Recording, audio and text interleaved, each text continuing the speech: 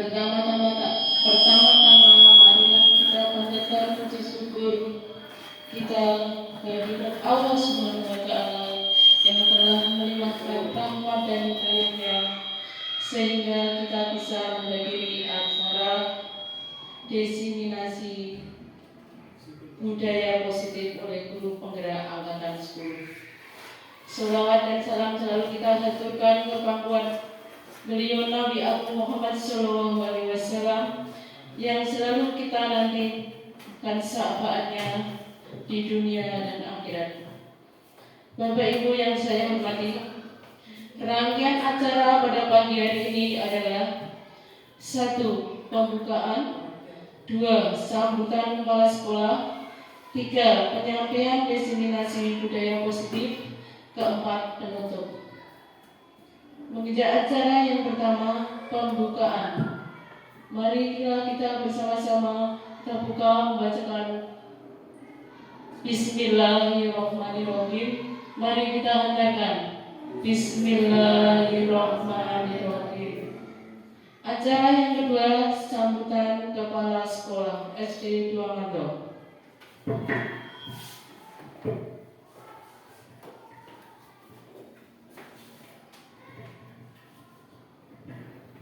Assalamualaikum warahmatullahi wabarakatuh.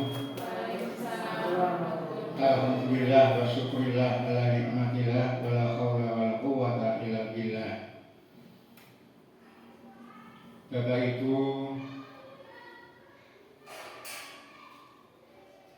dan karyawan SD 2 Ngandong yang saya hormati, yang selalu dimuliakan oleh Allah Subhanahu wa Ta'ala.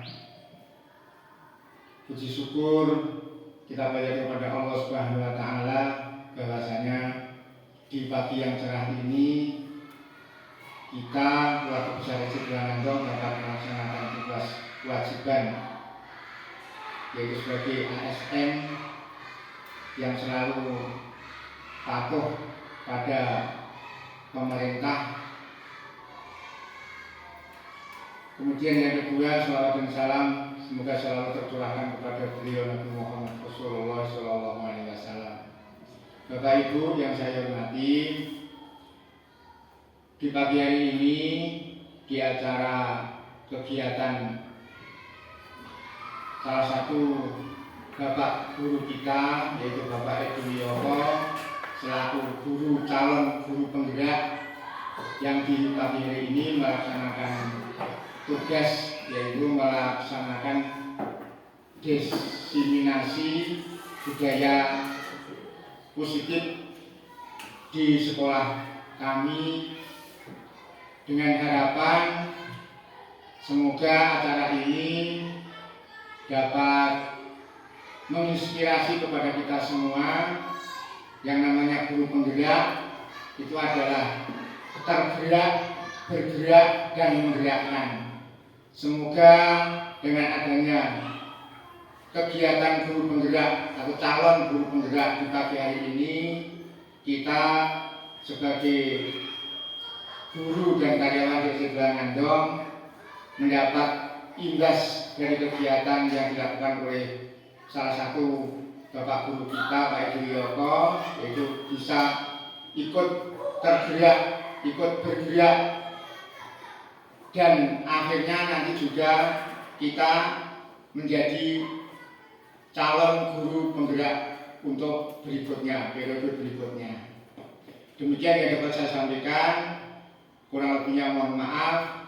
Semoga dengan adanya kegiatan ini, pembelajaran di SD kami dengan harapan bisa meningkat, bisa mengubah mindset para bapak dan ibu guru untuk selalu menggerakkan pada diri sendiri, kemudian teman-teman yang lain, terutama adalah untuk siswa-siswa kami agar menuju keberhasilan pendidikan yang lebih baik. Kiranya cukup dari saya akhiri. Assalamualaikum warahmatullahi wabarakatuh.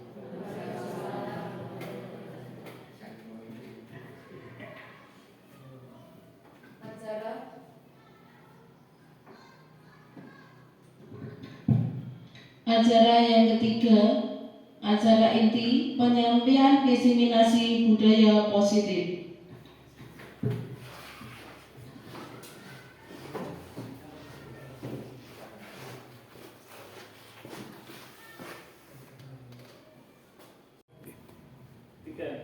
Assalamualaikum warahmatullahi wabarakatuh. Waalaikumsalam warahmatullahi wabarakatuh. Saya Edi Wiyoko, CGP Angkatan 10 Kabupaten Jepara, akan mendiseminasi budaya positif dan segitiga restitusi aksi nyata modul 1.4 budaya positif. Lanjut. Sebagai pengajar praktik yaitu Bu Yunita Damayanti, guru SD Negeri 4 Keling, dan sebagai fasilitator Ibu Erni Kurniawati. Yang pertama, kita akan membahas tentang pengertian dari budaya positif. Budaya positif adalah nilai-nilai atau keyakinan dan kebiasaan di sekolah yang berpihak pada murid agar murid dapat berkembang menjadi pribadi yang kritis, penuh hormat dan bertanggung jawab. Ini sudah kita lakukan sehari-hari. Contohnya yaitu di SD kita, SD Negeri 2 Ngandong, seperti berjabat tangan setelah apel dan kegiatan-kegiatan lainnya seperti upacara dan lain-lain.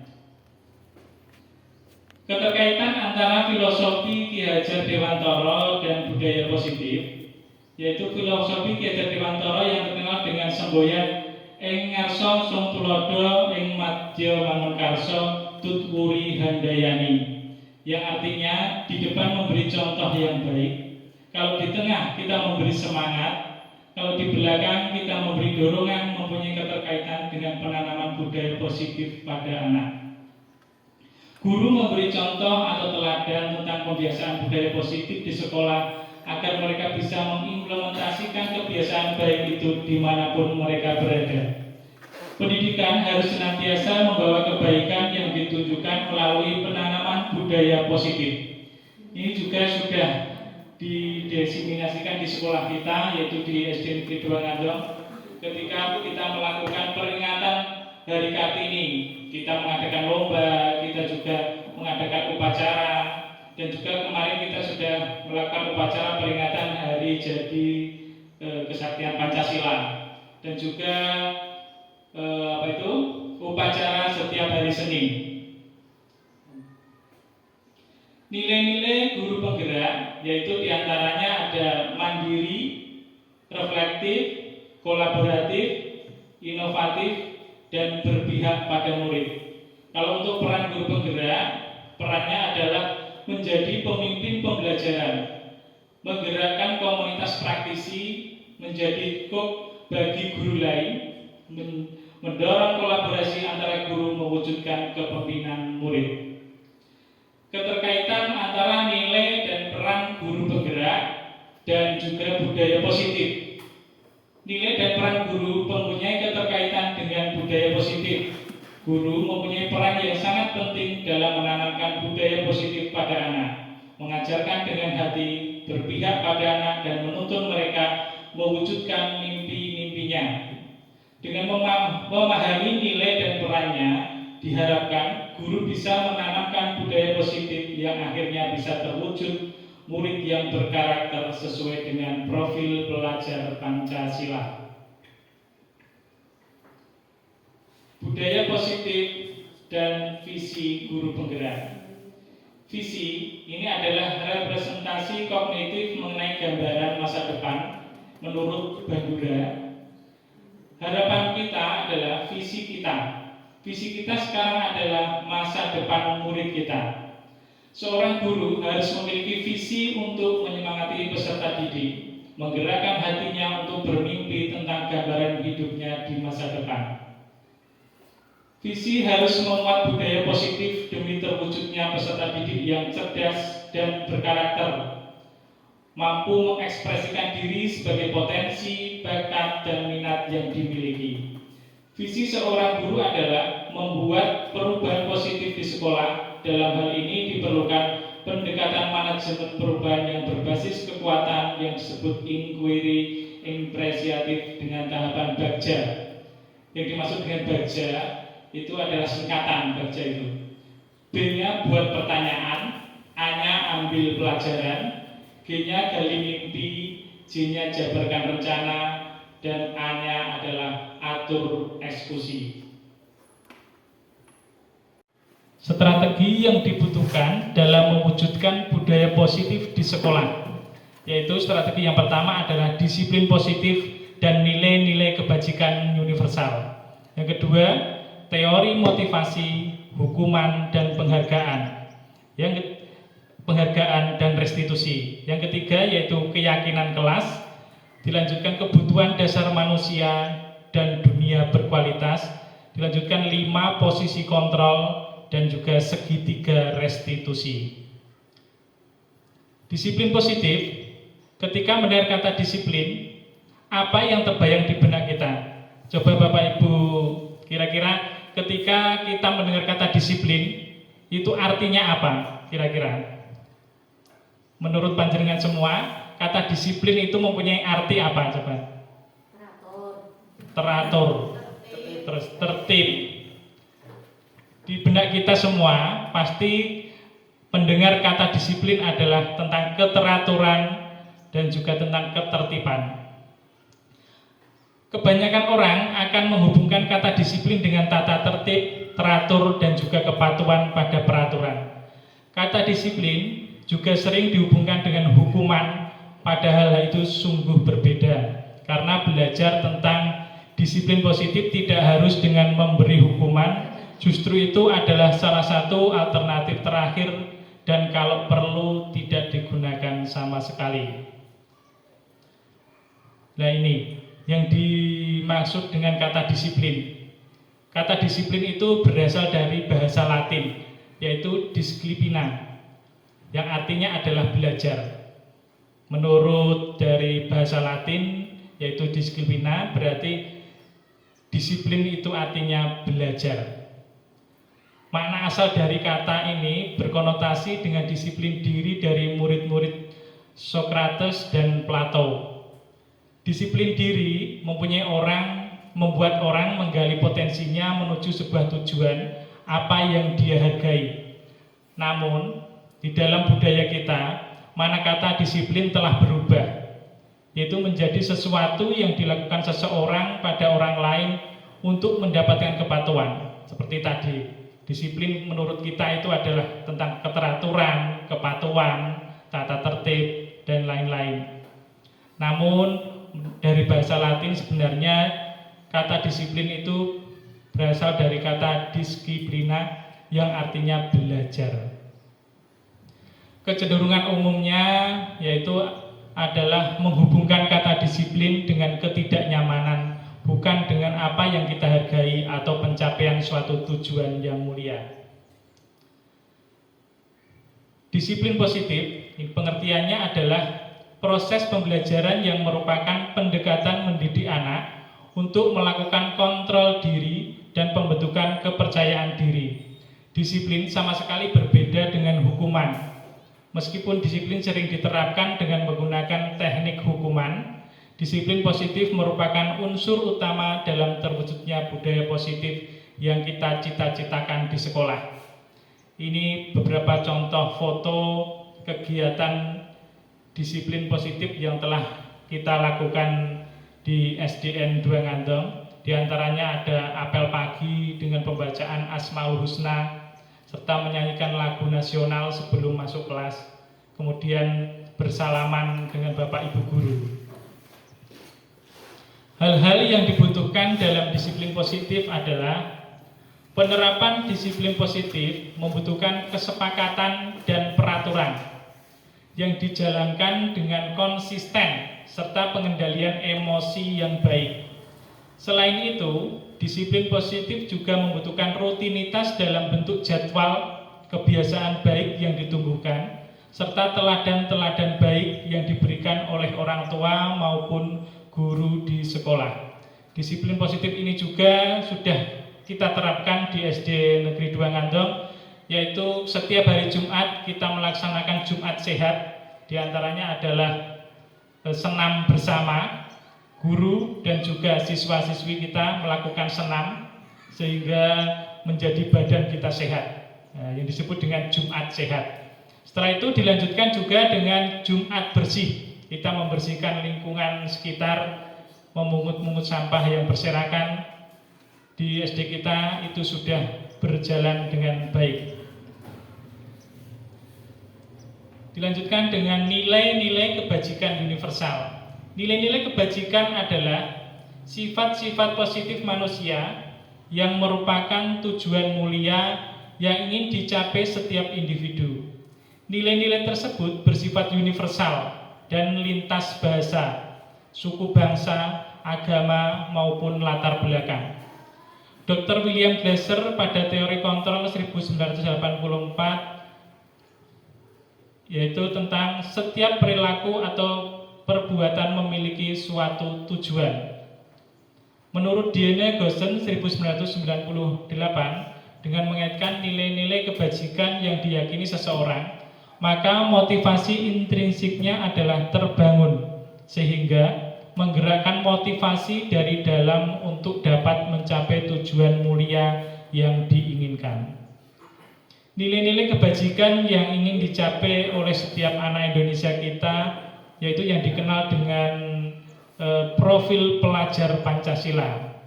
Yang lagi booming sekarang ini adalah profil pelajar Pancasila. Profil pelajar Pancasila itu apa saja? Yaitu yang pertama beriman, bertakwa kepada Tuhan Yang Maha Esa dan berakhlak mulia. Ini yang paling penting. Mandiri, kemudian bernalar kritis, berkebinekaan global, bergotong royong, dan kreatif. Nilai-nilai kebajikan universal menurut Diane Gossen 1998, dia berpendapat bahwa bila kita ingin menumbuhkan motivasi intrinsik dari dalam diri seseorang, maka tumbuhkanlah pemahaman terhadap nilai-nilai kebajikan universal. Mengajarkan nilai kebajikan merupakan hal kunci yang perlu diajarkan kepada murid-murid kita.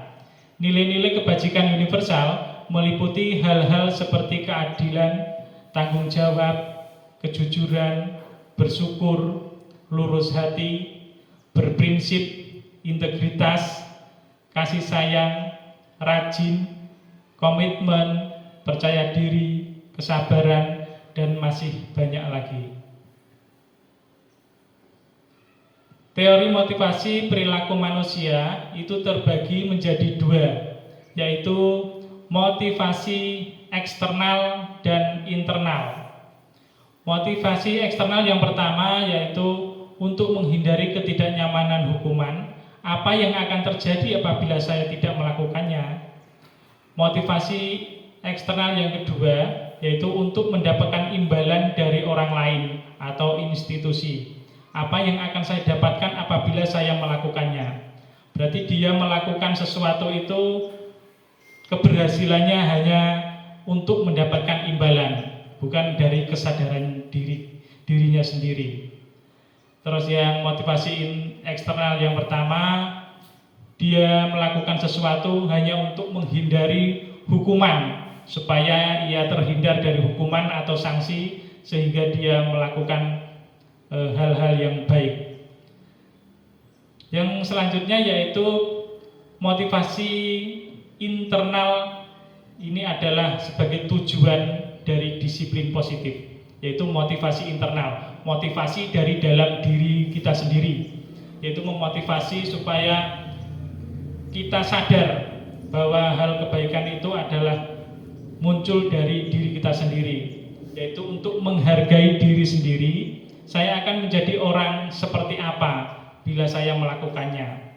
Berarti dia mematuhi peraturan, mematuhi tata tertib, itu sesuai dengan keinginannya sendiri, bukan karena dari hukuman, takut karena hukuman, karena supaya untuk mendapatkan imbalan, tetapi itu muncul dari motivasi internal atau motivasi dari diri sendiri. Inilah yang menjadi tujuan dari disiplin positif. Merdeka. Nah, ini adalah Ki Hajar Dewantara. Merdeka menurut Ki Hajar Dewantara itu adalah tidak hanya terlepas dari perintah, akan tetapi juga cakap buat memerintah diri sendiri. Ki Hajar Dewantara, Pemilikan Konsepsi Keteladanan, Sikap Merdeka, cetakan kelima 2013, halaman 469. Konsep disiplin dengan intensitas gagal. Ini adalah beberapa contoh konsep disiplin dengan intensitas gagal, yaitu yang pertama disiplin karena hukuman, dan yang kedua adalah disiplin karena penghargaan. Ini termasuk dalam konteks intensitas gagal. Yang hukuman, kenapa kok dikatakan intensitas gagal? Karena hukuman itu menyakitkan. Misalnya disuruh berlari mengelilingi lapangan 5 kali, disuruh push up, disuruh berdiri 1 kaki sambil menjerit telinga. Itu adalah macam-macam hukuman dan itu menyakitkan. Kemudian menimbulkan rasa tidak nyaman dan juga menimbulkan murid menjadi ketakutan dan memaksa untuk mematuhi peraturan, menjadikan ia terpaksa harus mematuhi peraturan karena takut akan adanya hukuman jika melanggar peraturan tersebut. Murid menyembunyikan kesalahan. Murid yang berani, dia akan menyembunyikan kesalahannya karena dia takut kalau ia jujur nanti mendapatkan hukuman atau sanksi. Murid menjadi rendah diri. Rendah diri itu adalah ketakutan, sama dengan ketakutan, minder, dia tidak percaya diri. Jadi hukuman itu termasuk intensitas yang gagal. Dilanjutkan, intensitas gagal yang kedua yaitu penghargaan. Sebenarnya penghargaan ini juga baik untuk memotivasi, tetapi juga tidak tepat. Karena apa? Tidak efektif, merusak hubungan, terus mematikan kreativitas. Karena apa? Karena dia hanya ingin mendapatkan penghargaan saja.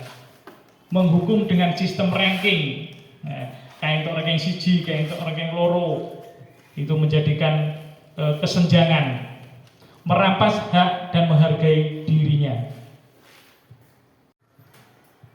Konsep disiplin dengan intensitas yang sukses. Ini konsep disiplin, contoh konsep disiplin dengan intensitas yang sukses. Kalau tadi dengan intensitas yang gagal, yaitu dari hukuman dan juga penghargaan. Kalau ini adalah konsep disiplin dengan intensitas yang sukses, yaitu konsekuensi. Yang kedua adalah restitusi. Konsekuensi yang pertama yaitu penguatan jangka pendek. Perlunya adanya monitoring berkelanjutan, stimulus dan respon. Kemudian murid menghormati peraturan, kehilangan waktu untuk mengulangi kesalahan. Yang kedua, restitusi, yaitu murid menjadi bertanggung jawab atas perilakunya, fokus pada pemecahan masalah jangka panjang. Murid menghormati dirinya sendiri dan juga menghormati orang lain. Kemudian dirinya itu memegang kontrol. Yang memegang kontrol itu adalah siswa itu sendiri. Kemudian murid bersemangat memperbaiki kesalahannya masing-masing. Hukuman itu tidak membantu anak menjadi disiplin. Hukuman bukanlah strategi disiplin yang membantu kita mencapai tujuan. Hukuman justru memiliki dampak jangka pendek ataupun jangka panjang yang berpengaruh terhadap kemandirian anak. Bahkan hukuman itu juga bisa menimbulkan dendam yang berkepanjangan bagi anak-anak. Walaupun dia sudah lulus dari SD, lulus dari sekolah kita, namun ia masih terngiang-ngiang bahwa dia pernah dihukum, pernah dijewer, pernah dipukul, pernah disuruh berlari mengitari lapangan 20 kali, pernah disuruh push up, digebleki. Nah, itu masih ada dendam, ada perasaan benci di dalam hatinya, walaupun pada saat di sekolahan ia tidak memunculkan dendam itu, namun dendam itu bisa berkepanjangan sampai dia dewasa. Hal-hal yang melekat dalam benak anak ketika mendapatkan hukuman adalah rasa tidak nyaman dalam menjalani hukuman. Disiplin positif ini menggunakan motivasi internal dalam diri untuk mencapai tujuan, bukan menggunakan motivasi eksternal seperti hukuman, ancaman, ataupun sogokan, maupun pujian-pujian dari orang lain. Penghargaan atau reward. Saat ini berulang kali menjanjikan hadiah kepada anak. Kita sering juga menjanjikan kepada anak bahwa nanti kalau kalian misalnya ranking 1, kalian akan dibelikan buku guru ini. Nanti kalian akan mendapatkan ini. Saat kita berulang kali menjanjikan hadiah kepada anak-anak agar berperilaku bertanggung jawab, atau kepada seorang murid agar mempelajari sesuatu yang baru, atau kepada seorang karyawan agar melakukan pekerjaan yang berkualitas, kita sedang berasumsi mereka tidak dapat melakukannya, atau mereka tidak akan memilih untuk melakukannya. Menurut Alfie Kohn, Punisher Be Reward 1993. Wawancara ASCD Annual Konferensi Maret 1995 mengemukakan baik penghargaan maupun hukuman adalah cara-cara mengontrol perilaku seseorang yang menghancurkan potensi untuk pembelajaran yang sesungguhnya. Menurut Kohn, secara ideal tindakan belajar itu sendiri adalah penghargaan sesungguhnya. Pengaruh penghargaan, pengaruh jangka pendek dan jangka panjang. Jadi penghargaan itu ada pengaruhnya jangka pendek dan juga mempengaruhi dalam jangka yang sangat panjang, yaitu penghargaan efektif. Jika kita menginginkan seseorang melakukan sesuatu yang kita inginkan dalam jangka waktu pendek. Jika kita menggunakan penghargaan lagi dan lagi, maka orang tersebut akan tergantung pada penghargaan yang diberikan, serta kehilangan motivasi dari dalam dirinya sendiri. Jadi penghargaan itu juga bisa efektif, mungkin bisa memotivasi ketika kita melakukannya itu dalam jangka waktu yang pendek. Berarti tidak terus-menerus, tidak setiap kali berhasil mendapatkan penghargaan, karena nanti bisa kehilangan motivasi dari dalam dirinya, karena dia akan berusaha apabila nanti ada penghargaan yang diberikan kepada dirinya. Jika kita mendapatkan penghargaan untuk melakukan sesuatu yang baik, maka selain kita senantiasa berharap mendapatkan penghargaan tersebut lagi, kita pun menjadi tidak menyadari tindakan baik yang kita lakukan. Penghargaan yang tidak efektif. Bagaimana penghargaan yang tidak efektif? Yaitu suatu penghargaan adalah suatu benda atau peristiwa yang diinginkan, yang dibuat dengan persyaratan hanya jika Anda melakukan hal ini, maka Anda mendapatkan penghargaan yang diinginkan.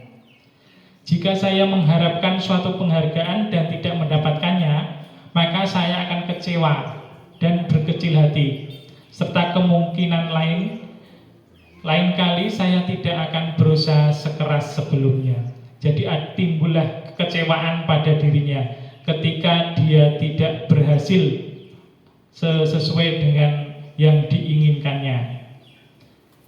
Jika kita memberikan seseorang sesuatu penghargaan untuk melakukan sesuatu, maka kita harus terus-menerus memberikan penghargaan itu jika kita ingin orang tersebut meneruskan perilaku yang kita inginkan. Jadi seseorang itu kalau diberikan penghargaan terus-menerus, lagi dan lagi, setiap berhasil diberikan penghargaan, maka ia akan seterusnya tergantung pada penghargaan itu. Ia akan berusaha jika ada penghargaan, tetapi ketika tidak ada penghargaan, tidak ada reward, maka dia tidak akan berusaha lagi. Orang yang berusaha berhenti merokok misalnya, atau orang yang berusaha diet, menguruskan badan, bila diberikan penghargaan hampir pasti tidak berhasil.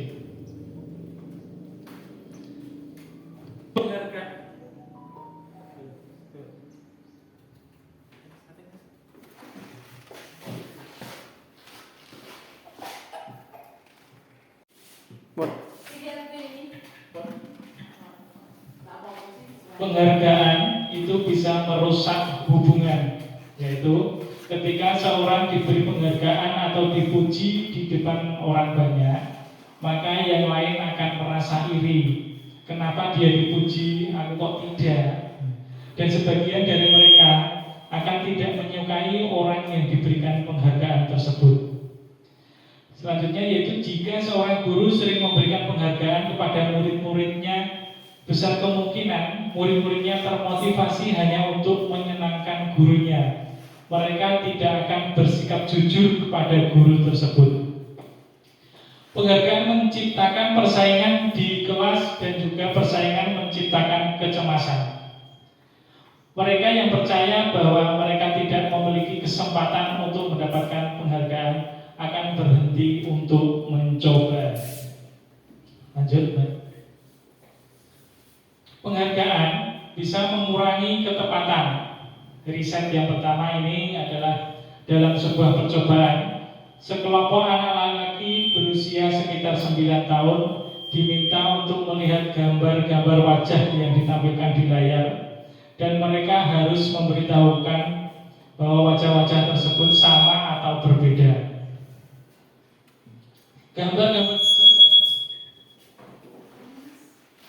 Gambar-gambar penghargaan mengurangi ketepatan. Ini ada beberapa riset yaitu tentang penghargaan. Riset yang pertama, dalam sebuah percobaan, sekelompok anak laki-laki berusia sekitar 9 tahun diminta untuk melihat gambar-gambar wajah yang ditampilkan di layar, dan mereka harus memberitahukan bahwa wajah-wajah tersebut sama atau berbeda. Gambar-gambar tersebut hampir sama. Beberapa dari mereka diberi penghargaan dalam bentuk uang. Pada saat mereka memberi jawaban benar, sementara sebagian yang lain tidak. Hasilnya, anak laki-laki yang dibayar membuat lebih banyak kesalahan. Ada riset yang kedua, anak-anak diminta mengingat kata-kata tertentu. Kemudian mereka diminta mengambil kartu yang berisi kata-kata yang diingat tersebut setiap kali muncul. Beberapa anak diberikan permen setiap mereka memberikan jawaban yang benar, dan sebagian lain hanya diberitahu saja bila jawaban mereka benar. Hasilnya, anak-anak yang mendapatkan permen jawabannya banyak yang tidak tepat dibandingkan anak-anak yang hanya diberitahu jawabannya benar. Penghargaan bisa menurunkan kualitas. Pengamatan dilakukan pada sekelompok mahasiswa dan mahasiswi yang sedang kerja praktik di sebuah surat kabar universitas. Saat itu mereka sedang belajar menuliskan sebuah artikel tentang sebuah judul berita utama. Seiring waktu, mahasiswa dan mahasiswi tersebut semakin mampu bekerja dengan cepat. Kemudian ada beberapa mahasiswa dan mahasiswi yang dibayar untuk setiap judul berita utama yang mereka mampu hasilkan. Dan setelah beberapa lama, mahasiswa dan mahasiswi yang dibayar ini hasil kinerjanya berhenti berkembang. Mereka yang tidak menerima bayaran terus berupaya mengasah diri menjadi lebih baik. Berarti dari contoh ini, penghargaan itu bisa menurunkan kualitas kerja seseorang. Penghargaan juga bisa mematikan kreativitas. Contohnya, murid-murid diminta berpikir mengenai hadiah atau penghargaan yang bisa mereka dapatkan bila berhasil menulis sebuah puisi. Kreativitas kelompok murid-murid ini menjadi berkurang dibandingkan dengan tidak diberitahukan tentang hadiah yang bisa mereka terima. Penelitian menunjukkan bahwa pekerjaan seni atau sebuah penulisan cerita menjadi kurang kreatif bila dijanjikan sebuah hadiah ataupun juga penghargaan. Dalam tugas-tugas memecahkan masalah, para murid memakan waktu lebih lama dan memberikan jalan keluar kurang kreatif saat mereka dijanjikan suatu penghargaan. Penghargaan juga bisa menjadi penghukum atau juga bisa menghukum. Penghargaan menghukum mereka yang tidak mendapatkan penghargaan, misalnya dalam sistem ranking. Mereka yang mendapatkan ranking kedua akan merasa paling dihukum. Mungkin sekarang sudah tidak ada ranking lagi, sudah dihilangkan. Ini mungkin betul karena bisa menimbulkan kesenjangan tadi. Yang kedua, memberikan penghargaan dan hukuman adalah hal yang sama karena keduanya mencoba mengendalikan perilaku seseorang. Yang ketiga, karena orang pada dasarnya tidak suka dikendalikan, dalam jangka waktu lama penghargaan akan terlihat sebagai hukuman. Jika suatu penghargaan diharapkan, namun Anda tidak mendapatkannya, Anda akan merasa dihukum. Motivasi dari dalam diri atau motivasi intrinsik. Saat seseorang anak belajar untuk pertama kali menggabungkan huruf-huruf dan kata-kata, serta menyadari bahwa ia dapat membaca, tinggal pijar di mata dan sebuah senyuman di wajahnya, anak tersebut begitu gembira bahwa ia telah mempelajari dan menguasai sesuatu keterampilan baru. Kesadaran akan kemampuannya bahwa dia sudah dapat membaca sesungguhnya sudah merupakan suatu penghargaan. Berarti kesadaran akan kemampuan itu adalah merupakan sebuah penghargaan dari diri kita sendiri. Jika kita memberikan penghargaan kepada seorang anak pada saat dia sedang merasa bangga dengan pencapaiannya sendiri, maka kita akan mengambil kegembiraan yang saat itu sedang dirasakan secara alamiah. Pembentukan keyakinan sekolah atau keyakinan kelas. Yang pertama yaitu keyakinan kelas bersifat lebih abstrak daripada peraturan yang lebih rinci dan konkret. Keyakinan kelas berupa pernyataan-pernyataan universal. Pernyataan keyakinan kelas senantiasa dibuat dalam bentuk positif. Keyakinan kelas hendaknya tidak terlalu banyak sehingga mudah diingat dan dipahami oleh semua warga kelas. Keyakinan kelas sebaiknya sesuatu yang dapat diterapkan di lingkungan tersebut, di lingkungan sekolah. Semua warga kelas hendaknya ikut berkontribusi dalam pembuatan keyakinan kelas lewat kegiatan curah pendapat, tanya jawab, bersedia meninjau kembali keyakinan kelas dari waktu ke waktu. Ini adalah contoh dari keyakinan kelas, misalnya berdoa sebelum dan sesudah pelajaran, tepat waktu dan aktif di kelas, dan lain-lain. Kebutuhan dasar manusia. Kebutuhan dasar manusia ini dibagi menjadi 5. Yang pertama yaitu kebutuhan untuk bertahan hidup atau yang disebut dengan survival. Kebutuhan yang kedua cinta dan kasih sayang atau love and belonging. Yang ketiga kebebasan atau disebut dengan freedom. Yang keempat kesenangan atau fun. Yang kelima kekuasaan atau power. Ini ada beberapa pertanyaan. Tolong nanti Bapak Ibu juga ikut menjawab ya. Pertanyaan yang pertama, Pak Guru bilang aku tidak boleh bersenandung sewaktu mengerjakan tugas. Katanya kelas harus tenang, tidak ada suara. Padahal kan aku suka dan senang bernyanyi. Kira-kira anak tersebut memerlukan kebutuhan apa? Kira-kira memerlukan kebutuhan apa Bapak Ibu?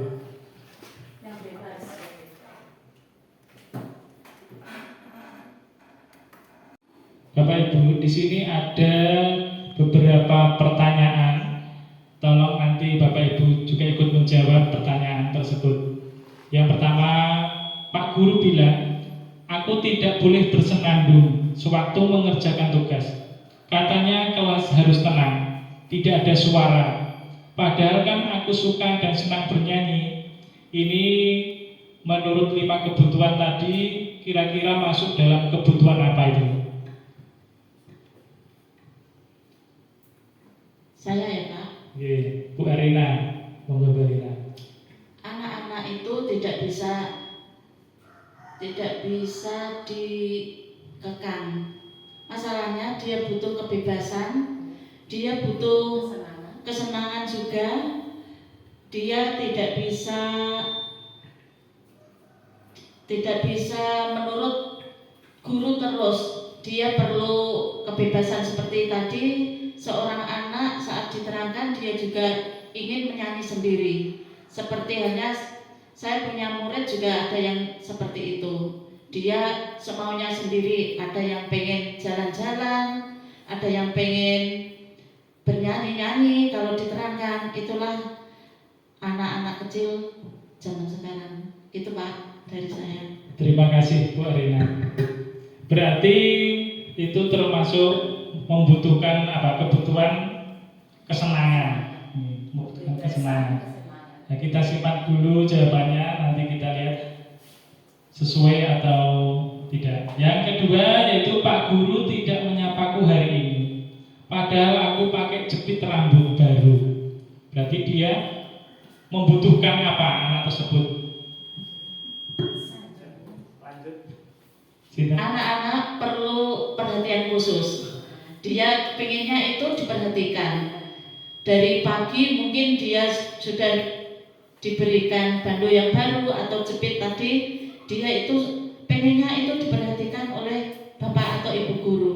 Ternyata setelah di kelas tidak ada yang memperhatikan, mungkin dia akan kecewa. Berarti ini membutuhkan cinta dan kasih sayang. Lanjut yang ketiga, ada pertanyaan, aku bosen, masa belajarnya cuma gitu-gitu aja, dengerin Pak Guru aja. Mungkin Bu Titik bisa memberi pendapat, ini kebutuhan apa kira-kira? Bu Titik Kadarse. Aku bosen, masa belajarnya cuma gitu-gitu aja, dengerin Pak Guru aja. Membutuhkan anak membutuhkan kesenangan. Membutuhkan kesenangan menurut Bu Titi. Ya. Dilanjut lagi Pak, nanti dilihat apakah sesuai.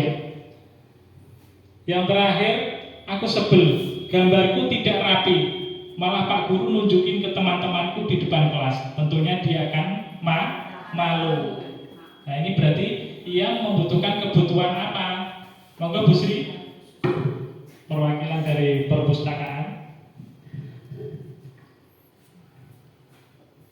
Kita harus memberikan kebutuhan untuk perhatian atau kebebasan terhadap anak tersebut. Berarti ini kebebasan menurut Bu Sri. Terima kasih. Lanjut ya.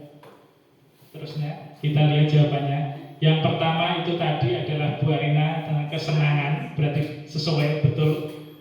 Terus yang kedua cinta dan kasih sayang. Yang ketiga tadi kebebasan. Yang keempat adalah kebutuhan dari penguasaan. Itu adalah beberapa contoh tentang 5 kebutuhan dari manusia. Lanjut. Glasser mengatakan bahwa kapasitas untuk berubah ada di dalam diri kita. Jika kita dapat mengidentifikasi kebutuhan apa yang mendorong perilaku kita, maka perubahan perilaku positif dapat dimulai dengan mencari solusi untuk memenuhi kebutuhan tertentu dengan cara yang positif. Semua orang senantiasa berusaha untuk memenuhi kebutuhannya dengan berbagai cara. Bila mereka tidak bisa mendapatkan kebutuhannya dengan cara yang positif, mereka bisa melanggar peraturan atau melakukan hal-hal yang tidak sesuai dengan nilai-nilai kebajikan. Seorang murid yang tidak begitu berhasil secara akademik, mungkin kebutuhan akan penguasaan tidak terpenuhi di sekolah. Oleh karena itu, mungkin dia akan mencoba untuk memenuhi kebutuhannya akan penguasaan dengan mencoba mengatur orang lain di lapangan bermain atau bahkan menyakiti mereka secara fisik. Sebagai guru, kita dapat melibatkannya dalam kegiatan yang memberi peluang murid tersebut membuat pencapaian yang berarti. Seorang yang tidak merasa diterima oleh teman-temannya, kebutuhannya akan kasih sayang dan rasa diterima tidak terpenuhi. Oleh karena itu, dia mungkin akan memiliki satu teman dan memisahkan diri yang lain. Sebagai guru, kita bisa membangun hubungan yang bisa membangun kepercayaan dan keintiman dengan anak. Dunia berkualitas. Dunia berkualitas kita adalah tempat khusus dalam pikiran kita. Tempat kita menyimpan gambaran representasi dari semua yang kita inginkan. Bisa berisi orang-orang, hal-hal dan apa saja yang terbaik dalam hidup kita, dan membuat kita merasa bahagia dan terpenuhi kebutuhan dasar kita. Dari William Glasser menyebutkan seperti semacam album foto, sehingga isinya tidak akan terlalu banyak, hanya akan terdiri dari beberapa hal saja yang sangat signifikan dan benar-benar terbaik dalam hidup Anda yang membuat hidup Anda menjadi lebih bermakna. Kebutuhan dasar bersifat lebih umum dan universal, sedangkan dunia berkualitas lebih unik dan personal. Murid kita juga mempunyai gambaran dunia berkualitas mereka. Tentunya sebagai guru kita ingin mereka memasukkan hal-hal yang bermakna dan nilai-nilai kebajikan yang hakiki di dalam dunia berkualitas mereka. Bila guru dapat membangun interaksi yang memberdayakan dan memerdekakan murid, maka murid akan meletakkan dirinya sendiri sebagai individu yang positif dalam dunia berkualitas karena mereka menghargai nilai-nilai kebajikan. Berikut ini akan disampaikan suatu program disiplin positif yang berpusat pada murid yang dikembangkan oleh Dana Goosen dengan pendekatan restitusi yang disebut dengan 5 posisi kontrol. Dana Goosen dalam bukunya Restoring School Discipline tahun 1998 mengemukakan bahwa guru perlu meninjau kembali penerapan disiplin di dalam ruang kelas mereka selama ini. Apakah telah efektif, apakah berpusat, memerdekakan, dan memandirikan murid. Bagaimana dan mengapa? Melalui serangkaian riset dan berdasarkan pada teori kontrol Dr. William Glasser, Goosen berkesimpulan ada 5 posisi kontrol yang diterapkan seorang guru, orang tua, ataupun atasan dalam melakukan kontrol. Kelima posisi kontrol tersebut adalah sebagai penghukum. Yang pertama itu adalah sebagai penghukum. Yang kedua, membuat rasa bersalah. Yang ketiga, sebagai teman. Yang keempat, sebagai pemantau. Dan yang terakhir adalah sebagai manajer. 5 posisi kontrol. Yang pertama yaitu sebagai penghukum. Ini adalah seorang penghukum itu bisa menggunakan hukuman fisik maupun hukuman verbal. Yang kedua, membuat orang merasa bersalah. Biasanya guru akan bersuara lebih lembut sehingga membuat murid itu merasa bahwa dirinya itu bersalah. Yang ketiga, sebagai teman. Guru pada posisi ini tidak akan menyakiti murid, namun akan tetap berupaya mengontrol murid tersebut melalui persuasi. Yang keempat, monitoring atau sebagai pemantau. Monitoring itu adalah mengawasi. Berarti guru itu memantau dan mengawasi siswa-siswinya. Yang kelima, yaitu sebagai manajer.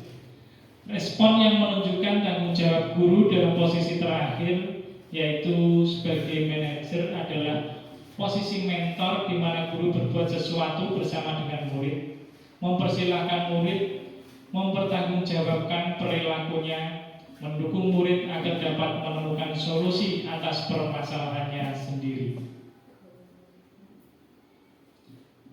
Yang pertama, contoh dari penghukum. Ini seorang penghukum bisa menggunakan hukuman fisik maupun verbal.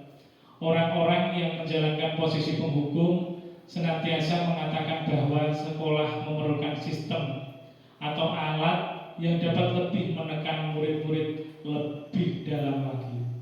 Guru-guru yang menerapkan posisi penghukum akan berkata, "Patuhi aturan saya," atau "Awas, kamu selalu saja salah.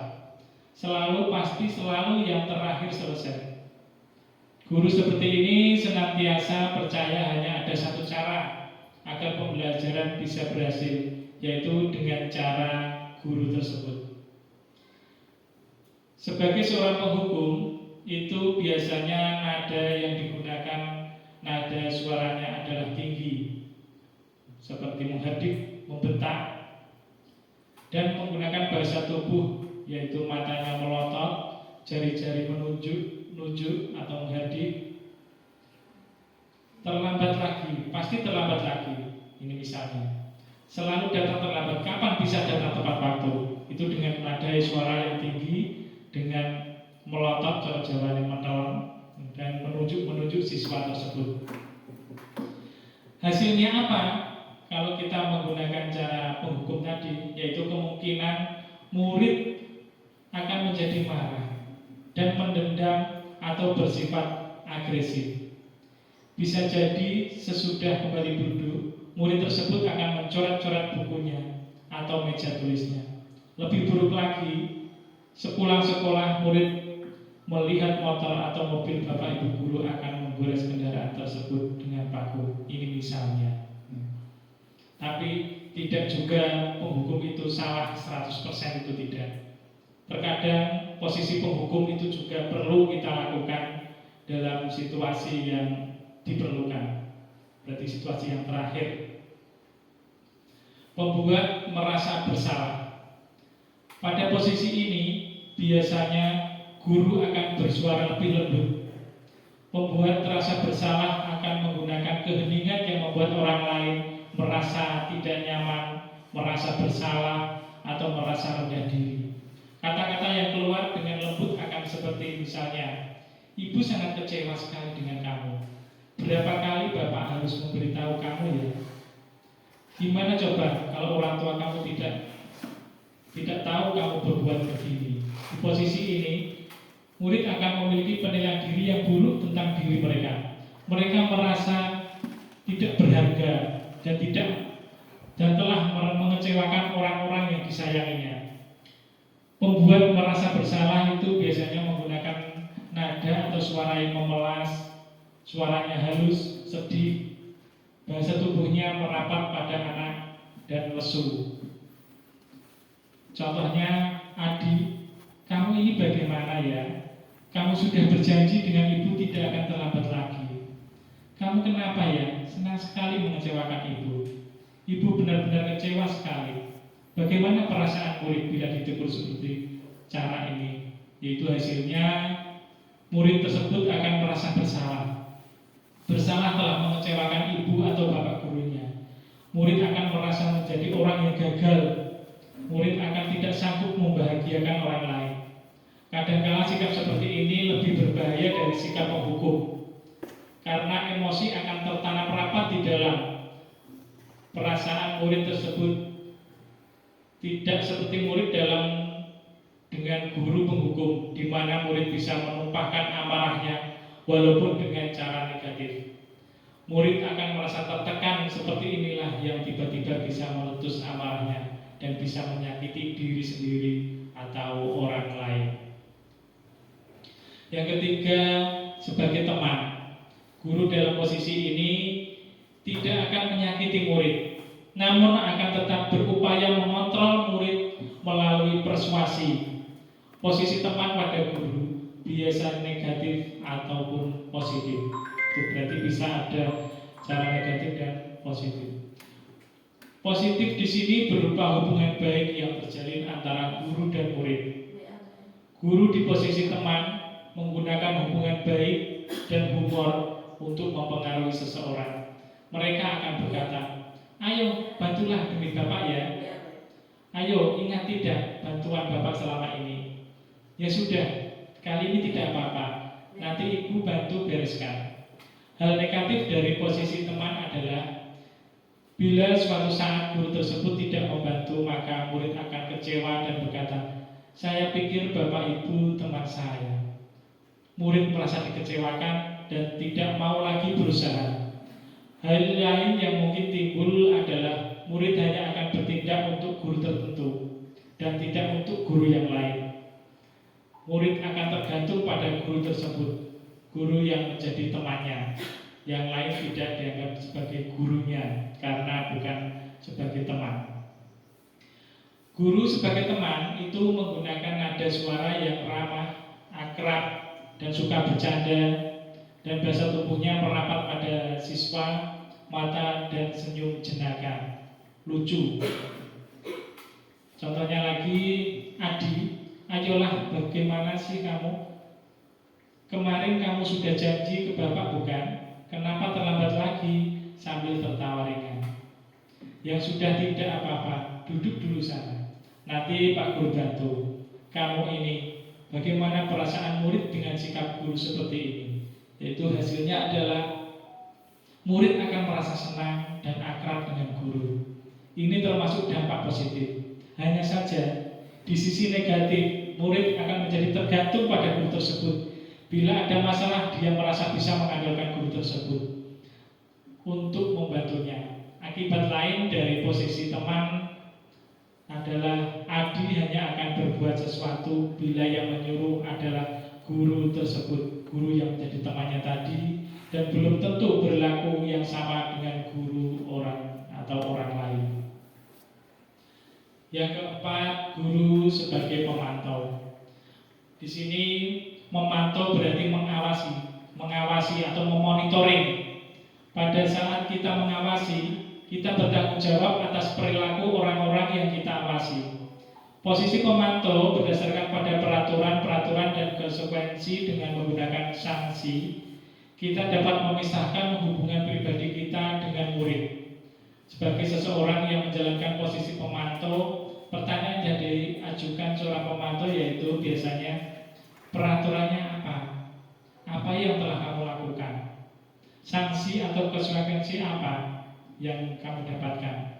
Seorang pemantau sangat mengandalkan penghitungan, catatan, atau data yang dapat digunakan sebagai bukti atas perilaku seseorang. Posisi ini akan menggunakan stiker atau slip catatan atau daftar cek. Posisi pemantau sendiri berawal dari teori stimulus respon yang menunjukkan tanggung jawab guru dalam mengontrol murid. Suara pemantau biasanya dengan menggunakan nada suara yang datar, bahasa tubuhnya yang formal. Misalnya ini ada percakapan antara guru dan Adi. Adi, tahukah kamu jam berapa kita memulai? Tahu Pak, kamu terlambat 15 menit. Apa kamu sudah mengerti konsekuensi yang harus dilakukan bila terlambat? Paham Pak, saya harus tinggal kelas pada jam istirahat nanti dan mengerjakan tugas ketertinggalan saya. Iya benar. Nanti pada saat jam istirahat, kamu harus tinggal di kelas untuk menyelesaikan tugas yang tertinggal tadi. Saya tunggu. Bagaimana perasaan murid diperlakukan seperti ini? Hasilnya adalah murid memahami konsekuensi yang harus dijalankan karena telah melanggar salah satu peraturan sekolah guru. Tidak menunjukkan suatu emosi yang berlebihan, menjadi marah atau membuat merasa berbuat salah. Murid tetap dibuat tidak nyaman yaitu dengan harus tinggal kelas pada waktu jam istirahat dan mengerjakan tugas. Guru tidak harus memantau murid pada saat mengerjakan tugas di jam istirahat karena murid tidak bisa ditinggal seorang diri. Yang terakhir adalah posisi sebagai manajer. Posisi terakhir yaitu manajer adalah posisi di mana guru berbuat sesuatu bersama dengan murid.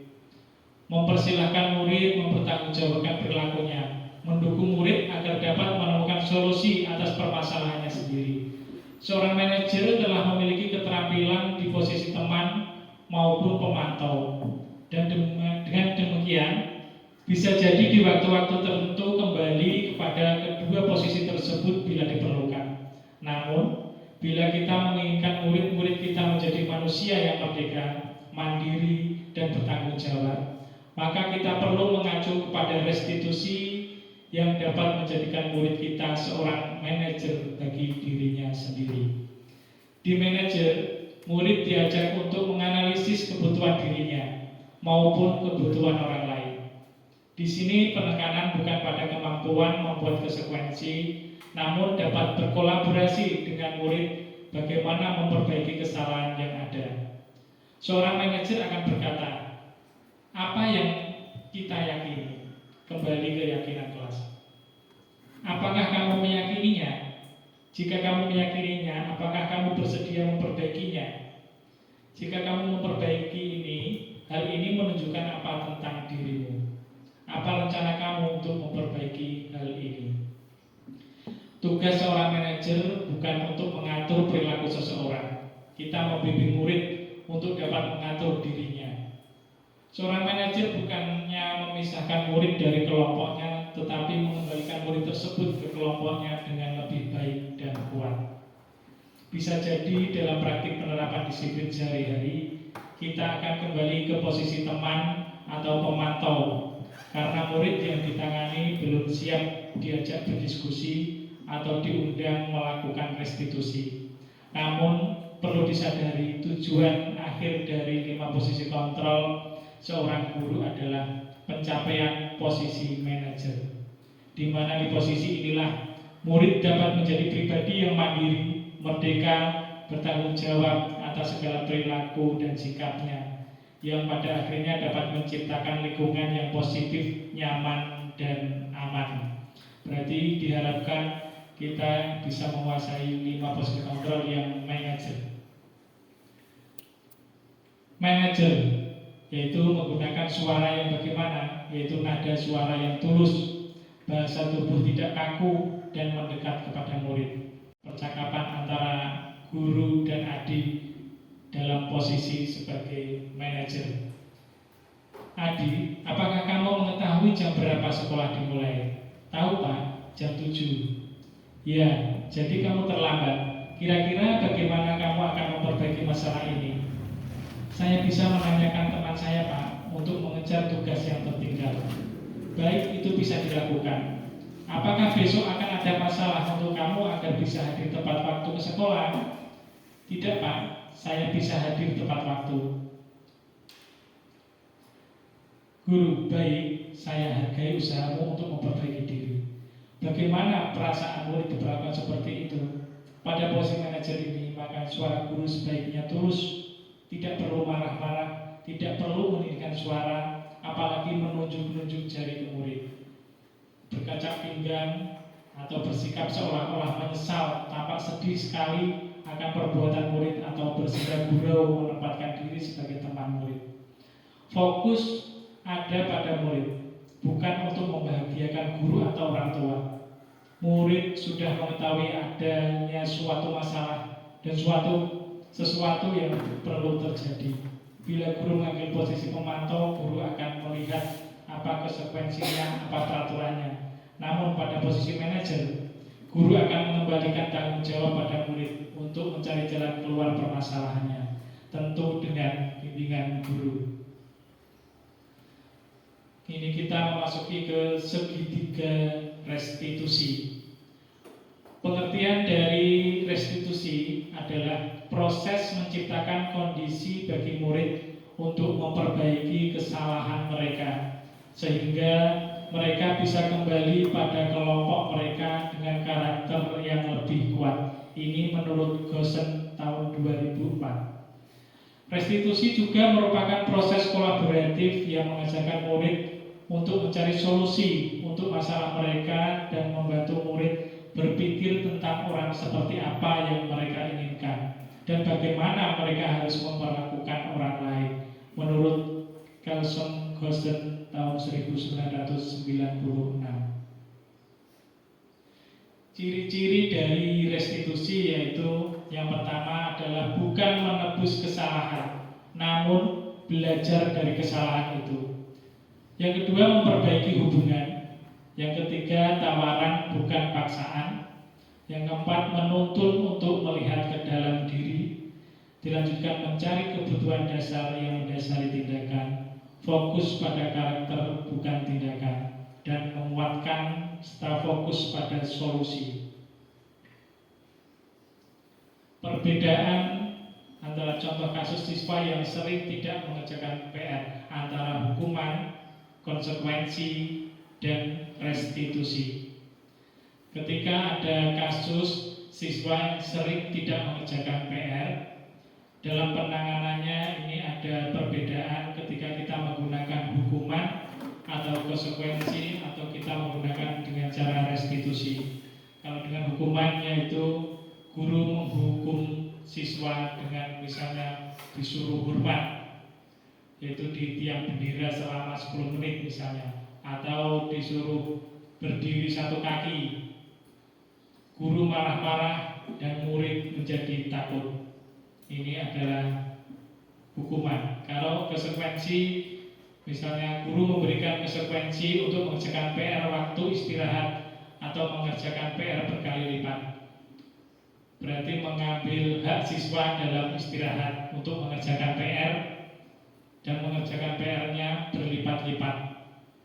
Guru tegas dan siswa menghormati peraturan itu. Yang terakhir yaitu kita menggunakan restitusi.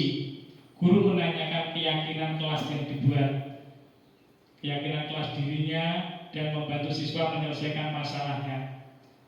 Guru terbuka dan menghormati dirinya serta orang lain. Contoh penerapan 5 posisi kontrol, yaitu penghukum, pembuat rasa bersalah, sebagai teman, sebagai pemantau, dan yang terakhir adalah sebagai manajer.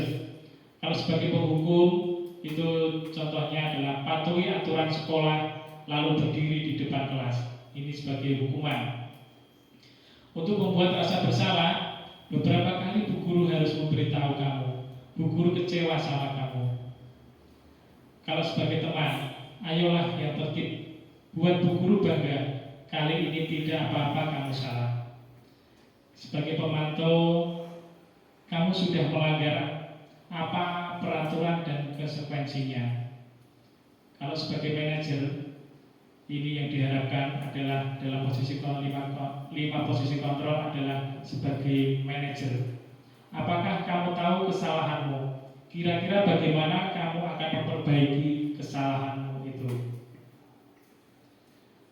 Ini ada segitiga restitusi.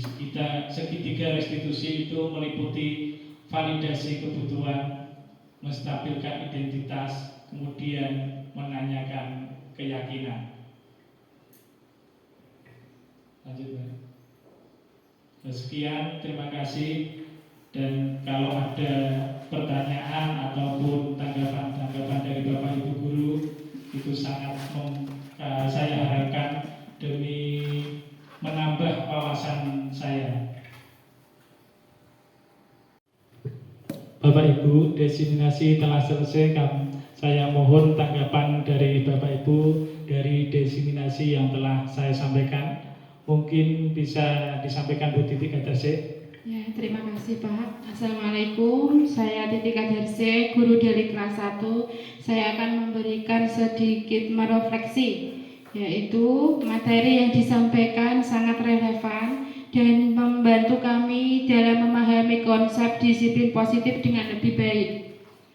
Saya merasa mendapatkan wawasan baru tentang bagaimana cara mengimplementasikan disiplin positif di kelas saya, khususnya kelas 1.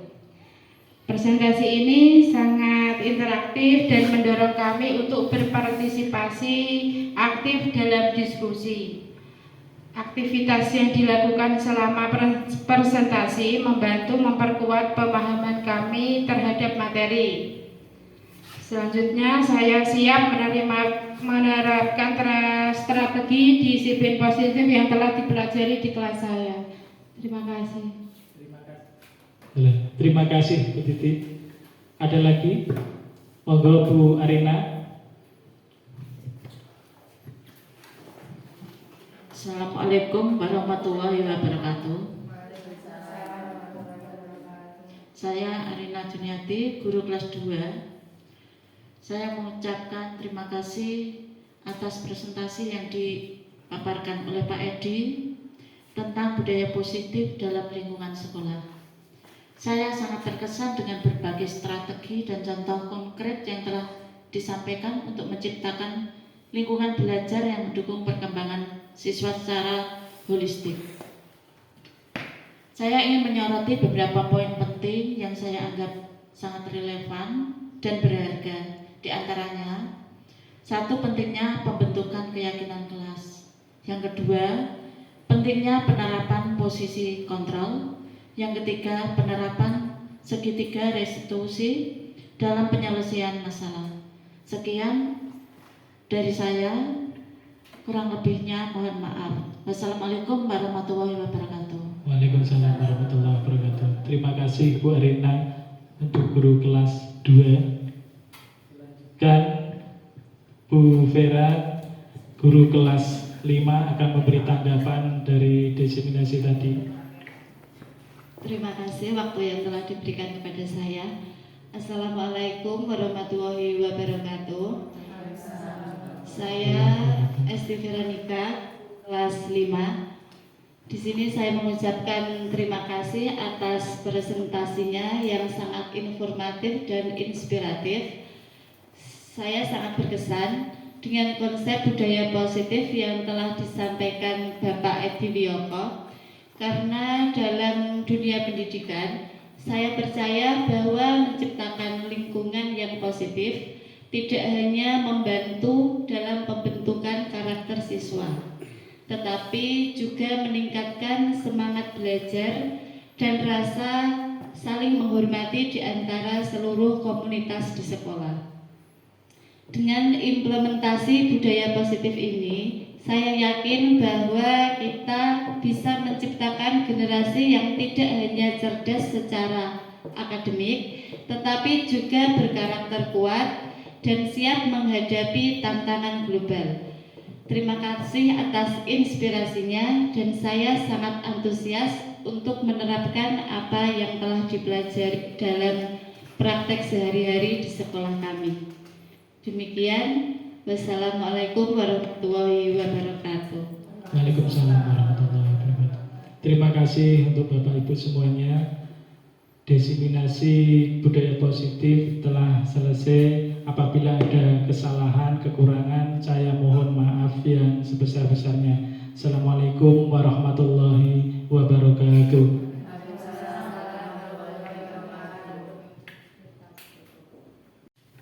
Demikian acara telah selesai dan acara penutup.